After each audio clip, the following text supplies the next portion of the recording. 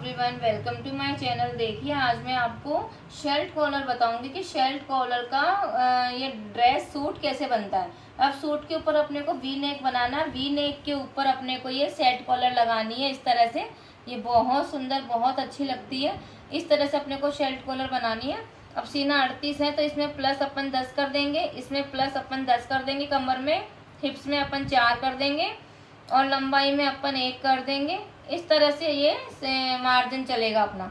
अब shirt collar में क्या होता है गाइस, देखिए अब मैं आपको डायग्राम के साथ बताऊंगी। डायग्राम में ये बना दिया मैंने, इसको ऐसे कर दिया, ऐसे कर दिया, ऐसे कर दिया, इसको ऐसे ऐसे ऐसे इस तरह से।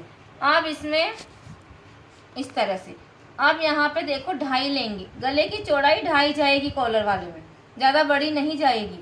2.5 की तो चौड़ाई लेंगे। पीछे का गला 1 इंच लेंगे पीछे का। यहाँ पे 5 इंच के शोल्डर लेंगे। अगर अपना सीना 38 है और 40 के बाद का सीना आता है 42, 44 ऐसे, तो इसमें 5.5 के शोल्डर जाएंगे।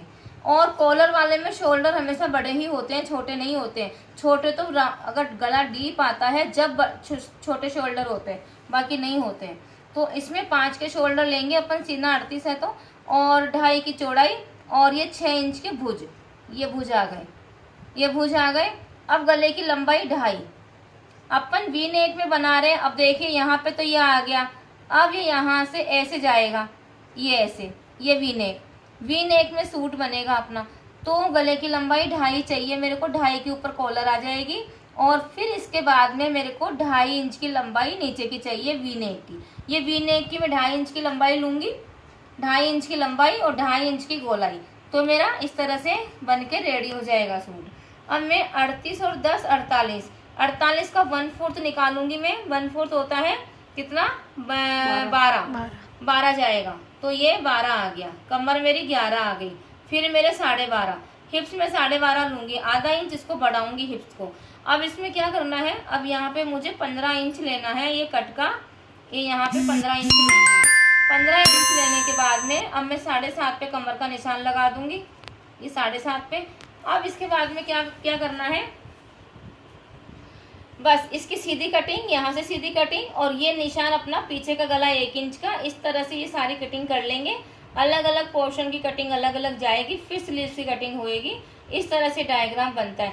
अगर आपने नाप लिया है, नाप लेने के बाद में डायग्राम बनाना बहुत जरूरी है। ऐसे कटिंग का पता नहीं चलेगा कि अपन कौन सी कटिंग कर रहे हैं, कैसे कटिंग कर रहे हैं। तो आप एक बार कच्चा पक्का आपको जैसे भी आता है, ये चीज़ बनानी बहुत ज़रूरी है कि गला कितना जाएगा, कंधे कितने जाएंगे, भुज कितने जाएंगे, इसकी चौड़ाई कितनी जाएगी, कमर कितनी। इस तरह से ये सारा लिख देंगे और इसके अकॉर्डिंग अपने को कटिंग करनी है। इसके अकॉर्डिंग कटिंग करनी है, उसके बाद ही ये सही रहेगा। अगर इससे कटिंग नहीं कर सकते अपन, ये तो फिटिंग का नाप है, ये मेजरमेंट है। इसको फिर आप पूरा ऐड कर लो। पहले 48 लिख लो ऐसे, फिर पूरा लिखने के बाद में फिर इसका 1/4 निकालो, तो इसके फिर कटिंग इसके ऊपर जाएगी। ऐसे अगर अपन बहुत अच्छे से काम कर लेंगे ना, तो बिल्कुल अपना परफेक्ट डिज़ाइनर ड्रेस बनेगी। और हमेशा डायग्राम के साथ ही अपने को चलना पड़ता है, तो आप भी प्लीज़ ध्यान रखिए।